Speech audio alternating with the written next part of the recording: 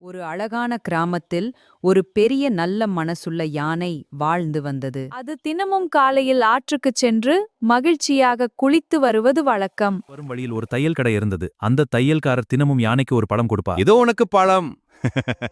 இவ்வாறு அவர்கள் இருவரும் நல்ல நண்பர்களாக இருந்தார்கள். ஒரு நாள் தையல்காரர் ஏதோ காரணத்தால் மிகவும் கோபமாக இருந்தார். "அர்ரு, இந்த வேலை போதும்!" அன்று யானை படத்திற்காக துந்துமிக்கையை நீட்டிய போது அவர் பழம் கொடுப்பதற்கு பதிலாக ஊசியால் குத்திட்டு விட்டார். யானைக்கு மிகவும் வலித்தாலும் அது சத்தம் போடாமல் அமைதியாக அங்கிருந்து சென்றது. ஆற்றில் குளித்தபின் யானை ஒரு திட்டம் போட்டது.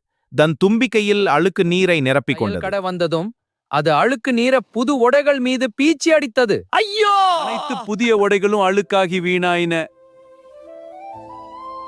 அப்போதுதான் தையல்காரர் தன் தவறை உணர்ந்து மிகவும் வருந்தினார். "என்னை மன்னித்து விடு நண்பா."